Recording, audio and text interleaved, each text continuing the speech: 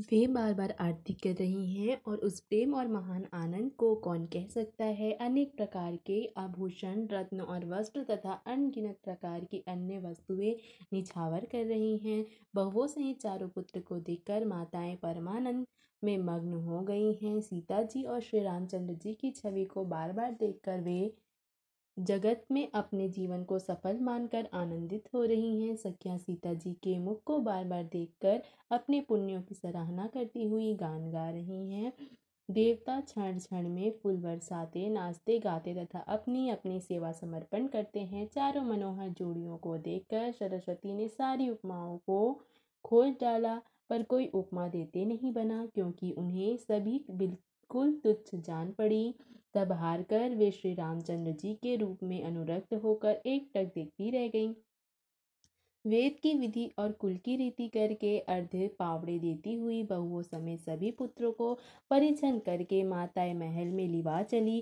स्वाभाविक ही सुंदर 4 सिंहासन थे, जो मानो कामदेव ने ही अपने हाथों से बनाए थे।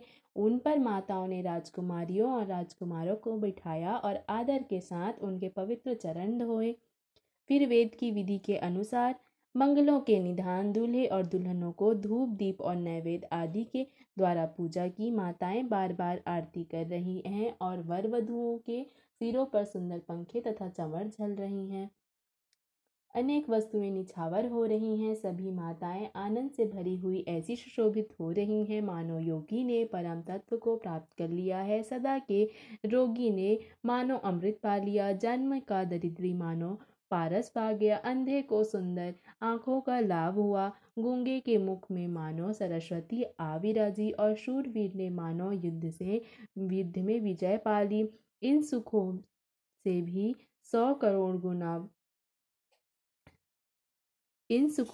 100 करोड़ गुना बढ़कर आनंद माताएं पा रही हैं। रघुकुल के चंद्रमा श्री राम विवाह करके भाइयों सहित घर आए। माताएं लोक रीति करती हैं और दूल्हे दुल्हन सकुचाते हैं। इस महान आनंद और विनोद को देखकर श्री रामचंद्र जी मन ही मन मुस्कुरा रहे हैं।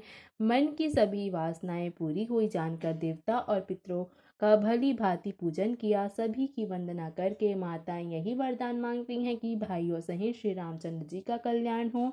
देवता छिपे हुए आशीर्वाद दे रहे हैं और माताएं आनंदित होकर आंचल भरकर ले रही हैं। तदंतर राजा ने बारातियों को बुलवा लिया और उन्हें सवारियां, वस्त्र, मणि और आभूषण दिए। आज्ञा पाकर श्री रामचंद्र जी को हृदय में रखकर वे सब आनंदित होकर अपने अपने घर को चले। नगर के समस्त स्त्री पुरुष को राजा ने कपड़े, घोड़े और गहने पहनाए। घर घर बधावे बजने लगे। याचक लोग जो जो मांगते हैं, विशेष प्रसन्न होकर राजा उन्हें वही देते हैं। संपूर्ण सेवकों और बाजे वालों को राजा ने अनेक प्रकार के दान और सम्मान से संतुष्ट किया। सभी जोहार वंदन करके आशीष देते हैं और गुरु समूहों को की कथा गाते हैं। तब गुरु और ब्राह्मणों सहित राजा दशरथ जी ने महल में गमन किया। वशिष्ठ जी ने जो आज्ञा दी उसे लोक और वेद की विधि के अनुसार राजा ने आदर पूर्वक किया। ब्राह्मणों की भीड़ देखकर अपना बड़ा भाग्य जानकर सभी रानियां आदर के साथ उठी। चरण धोकर उन्होंने सभी को स्नान कराया और राजा ने भली भांति पूजन करके उन्हें भोजन कराया। आदर, दान और प्रेम से पुष्ट हुए वे संतुष्ट मन से आशीर्वाद देते हुए चले। राजा ने गादी पुत्र विश्वामित्र की बहुत तरह से पूजा की और कहा, हे नाथ, मेरे समान धन्य दूसरा कोई नहीं है। राजा ने उनकी बहुत प्रशंसा की और रानियों सहित उनकी चरण धूलि को ग्रहण किया। उन्हें महल के भीतर ठहरने को उत्तम स्थान दिया, जिसमें राजा और सभी रनिवास उनका मन जोहता रहे। फिर राजा ने गुरु वशिष्ठ जी के चरण कमलों की पूजा की और विनती की। उनके हृदय में कम प्रीति न थी। बहुओं सहित सभी राजकुमार और सभी रानियों सहित राजा बार बार गुरु जी के चरणों की वंदना करते हैं और मुनीश्वर आशीर्वाद देते हैं। राजा ने बहुत प्रेम पूर्ण हृदय से पुत्रों को भी और सारी संपत्ति को सामने रखकर विनती की, पर मुनिराज ने केवल अपने नेक मांग लिया और बहुत तरह से आशीर्वाद दिया। फिर सीता जी सहित श्री रामचंद्र जी को हृदय में रखकर गुरु वशिष्ठ जी हर्षित होकर अपने स्थान को गए। राजा ने सब ब्राह्मणों की स्त्रियों को बुलवाया और उन्हें सुंदर वस्त्र तथा आभूषण पहनाए। फिर सभी सुवासिनियों को बुलवा लिया और उनकी रुचि समझकर उन्हें पहिरावनी दी। नेगी लोग सब अपना अपना नेक जोग लेते और राजाओं के शिरोमणि दशरथ जी उनकी इच्छा के अनुसार देते हैं। जिन जिन मेहमानों को प्रिय और पूजनीय जाना, उनका राजा ने भली भांति मान सम्मान किया। देवगढ़ श्री रघुनाथ जी का विवाह देखकर उत्सव की प्रशंसा करके फूल बरसाते हैं। नगाड़े बजाकर और परम सुख प्राप्त करके अपने अपने लोगों को चले। वे एक दूसरे से श्री रामचंद्र जी का यश कहते जाते हैं। हृदय में प्रेम समाता नहीं है। सभी प्रकार से सभी का प्रेम पूर्वक भली भांति आदर सत्कार कर लेने पर राजा दशरथ जी के हृदय में पूर्ण उत्साह आनंद भर गया। जहाँ रनिवास था वहाँ वे पधारे और बहुओं समेत उन्होंने कुमारों को देखा। राजा ने आनंद सहित पुत्रों को गोद में ले लिया। उस समय राजा को जितना सुख हुआ उसे कौन कह सकता है। फिर पुत्र वधुओं को प्रेम सहित गोदी में बिठाकर बार बार हृदय में हर्षित होकर उन्हें उनका दुलार लाड प्यार किया। यह समारोह देखकर रनिवास प्रसन्न हो गया। सबके हृदय में आनंद ने निवास कर लिया। तब राजा ने जिस तरह विवाह हुआ था वह सबका उसे सुनकर सब किसी को हर्ष होता है। राजा जनक के गुण, शील, महत्व, प्रीति और रीति और सुहावनी संपत्ति का वर्णन राजा ने भाट की तरह बहुत बहुत प्रकार से किया। जनक जी की करनी सुनकर सभी रानियां बहुत प्रसन्न हुई। पुत्रों सहित स्नान करके राजा ने ब्राह्मण, गुरु और कुटुंबियों को बुलाकर अनेक प्रकार के भोजन किए।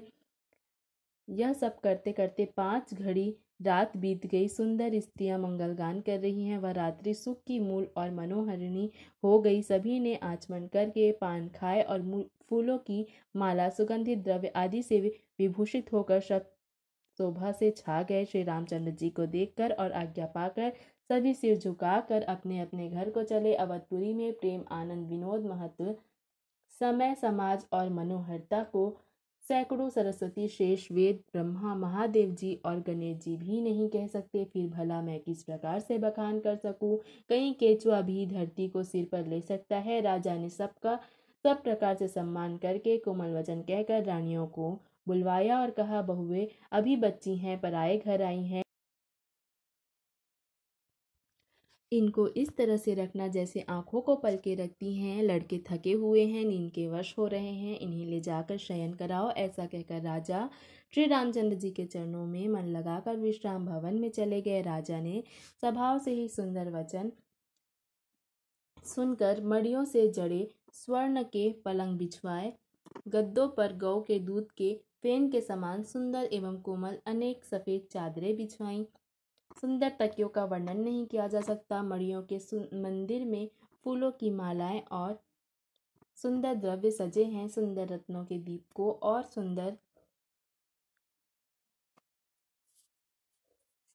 चदोवे की शोभा कहते नहीं बनती। जिसने इन्हें देखा हो वही जान सकता है। इस प्रकार सुंदर सैया सजाकर माताओं ने श्री रामचंद्र जी को उठाया और प्रेम सहित पलंग पर पौड़ाया।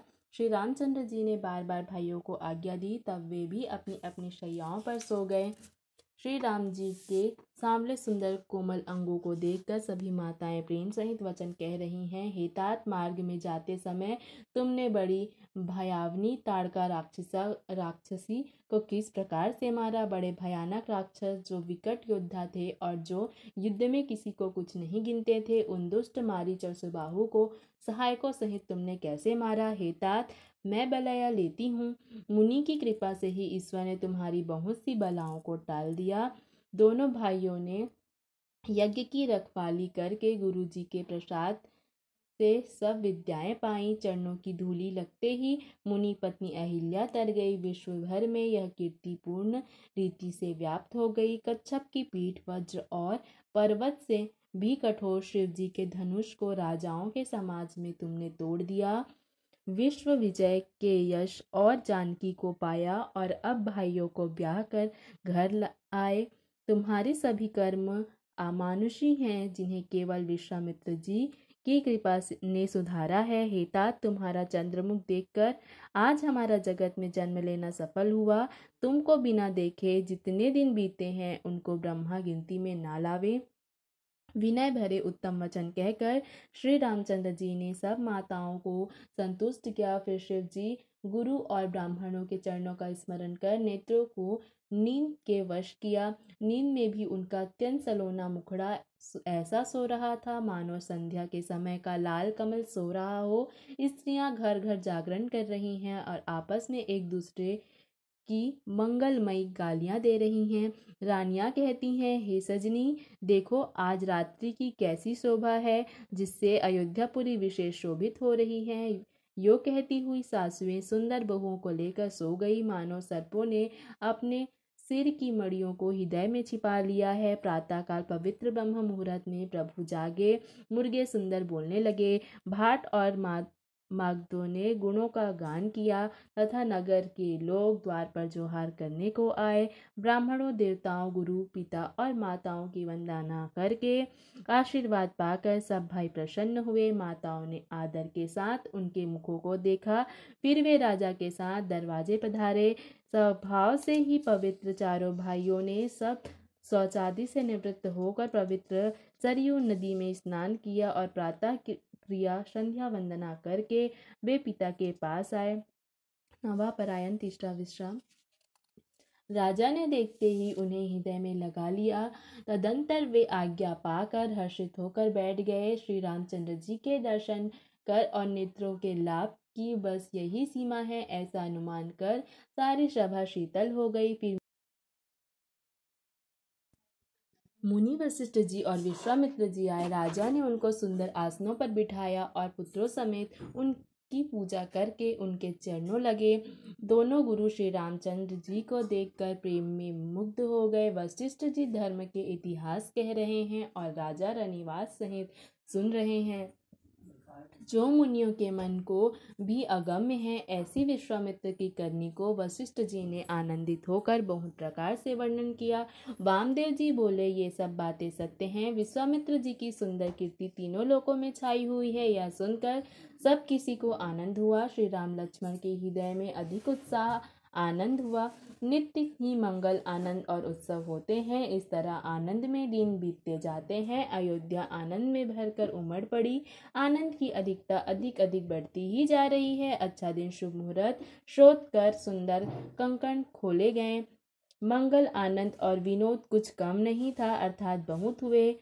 इस प्रकार नित्य नए सुख को देखकर देवता सिहाते हैं और अयोध्या में जन्म पाने के लिए ब्रह्मा जी से याचना करते हैं। विश्वामित्र जी नित्य ही चलना अर्थात अपने आश्रम जाना चाहते हैं, पर रामचंद्र जी के स्नेह और विनयवश रह जाते हैं। दिनों दिन राजा का 100 गुना भाव प्रेम देखकर महामुनि राज विश्वामित्र जी उनकी सराहना करते हैं। अंत में जब विश्वामित्र जी ने विदा मांगी तब राजा प्रेम मग्न हो गए और पुत्रों सहित आगे खड़े हो गए। वे बोले, हे नाथ, यह सारी संपदा आपकी ही है। मैं तो स्त्री पुत्रों सहित आपका सेवक हूँ। हे मुनि, लड़कों पर सदा स्नेह करते रहिएगा और मुझे भी दर्शन देते रहिएगा। ऐसा कहकर पुत्रों और रानियों सहित राजा दशरथ जी विश्वामित्र जी के चरणों पर गिर पड़े। प्रेम विलह हो जाने के कारण उनके मुख से बात नहीं निकलती। ब्राह्मण विश्वामित्र जी ने बहुत प्रकार से आशीर्वाद दिए और वे चल पड़े। प्रीति की रीति कहीं नहीं जाती। सभी भाइयों को साथ लेकर श्री राम जी प्रेम के साथ उन्हें पहुंचाकर और आज्ञा पाकर लौट आए। गाधी कुल के चंद्रमा विश्वामित्र जी बड़े हर्ष के साथ श्री रामचंद्र जी के रूप, राजा दशरथ जी की भक्ति, चारों भाइयों की विवाह और सबके उत्साह और आनंद को मन ही मन सराहते जाते हैं। वामदेव जी और रघुकुल के गुरु ज्ञानी वशिष्ठ जी ने फिर विश्वामित्र जी की कथा बखान कर कही। मुनि का सुंदर यश सुनकर राजा मन ही मन अपने पुण्यों के प्रभाव का बखान करने लगे।